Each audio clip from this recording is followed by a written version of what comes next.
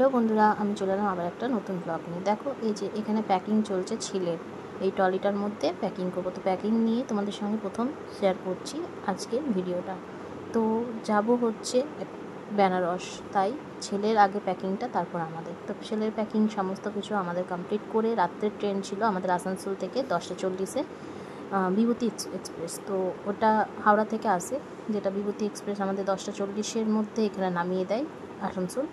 কিন্তু সেটা সেদিনকে এতটাই লেট করেছিল, এসেছিলো 11টায়, 20 মিনিট লেট ছিল। তো 11টা 5-10, 20 মিনিটেরও বেশি। তারপর এখানে আমাদের একটা টেনশন ছিল যে ছেলে কী করবে, ফার্স্ট লং জার্নি ওর ট্রেনে। তো যাই হোক, ছেলে ঠিকই ছিল, ভগবানের আশীর্বাদে, তোমাদের সবার ভালোবাসা, বড়দের আশীর্বাদ নিয়ে। তারপর আমরা দেখো এখানে যেহেতু অনেকটা লেটে আমাদের প্রোগ্রামটা হয়েছিল, যে কারণে এসিতে আমরা সিট আর পাইনি অ্যাভেলেবেল। তখন আমরা স্লিপারের নিতেই হয়েছিল, স্লিপার ছাড়া উপায় ছিল না, যেহেতু এসি সব বুক ছিল।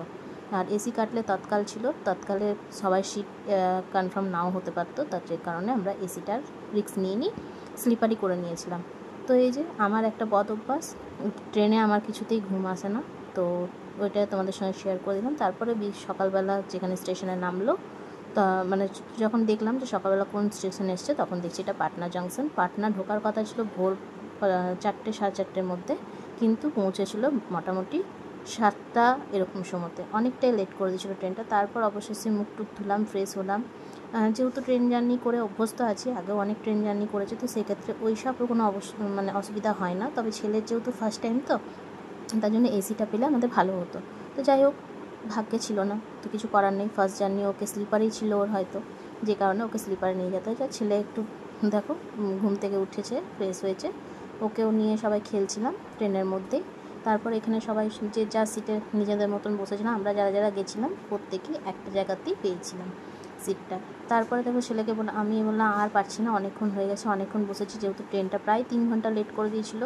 খুব খারাপ একটা এক্সপিরিয়েন্স ছিল। আর বিহার ওই ইউপি ঢুকতেই প্রচণ্ড পরিমাণে গরম, একটা ওয়েদার, এত বাজে একটা ওয়েদার ওখানে, কি বলবো। আমাদের এত সুন্দর একটা ওয়েদার ছেড়ে ওখানে যাওয়া বিশাল ব্যাপার। তারপর তো তোমরা আস্তে আস্তে সমস্তটাই দেখতে পারবে। বেনারসের ওয়েদার খুবই খারাপ। বেনারস জায়গা খুব ভালো, কিন্তু ওয়েদার খুবই বাজে, যে কারণে আমাদের খুবই কষ্ট হয়েছে। আর ছোটো ছেলে নিয়ে বুঝতেই পারছো। তারপর দেখতে দেখতে দেখো কাশি পৌঁছে গেলাম। এই যে এটা কাশির এরিয়া, তো সেটাও তোমাদের সঙ্গে একটু শেয়ার করে নিয়েছিলাম। এই ব্রিজটা, আর এটা তোমরা পরে নমঘাট, যেটা সবাই হয়তো শুনেছো, যে আমাদের মোদিজি প্রথম করেছিল এটা, নমঘাটটা নিজে বানিয়েছে, দেব দীপাবলি ওখানে পালন হয়। তো সমস্ত কিছু ডিটেলসে তোমরা পরে আবার ভিডিওতে দেখতে পাবে, তোমাদের সঙ্গে সমস্ত কিছু জানবো। শুধু আমি এটা এখন দিলাম তোমাদের সঙ্গে জার্নিটা। আর এত ট্রেন লেট করেছে, আর দেখতে পাচ্ছ আমাদের অবস্থা, প্রচণ্ড গরম লাগছে, ইউপি ঢুকতেই প্রচণ্ড পরিমাণে গরম। তারপরে হচ্ছে এই যে অবশেষে ট্রেনটা গিয়ে পৌঁছেছিল মোটামুটি 11টা কততে, প্রায় 11টা বাজছিল বেনারস জাংশনে। তো আমরা একটু তাও খুশি হয়েছিলাম, কিন্তু ওয়েদার দেখে একদমই খুশি হয়নি। নিচে নেমে তো বাপরে বাপ, কোথায় পৌঁছে গেছি মনে হচ্ছে যেন।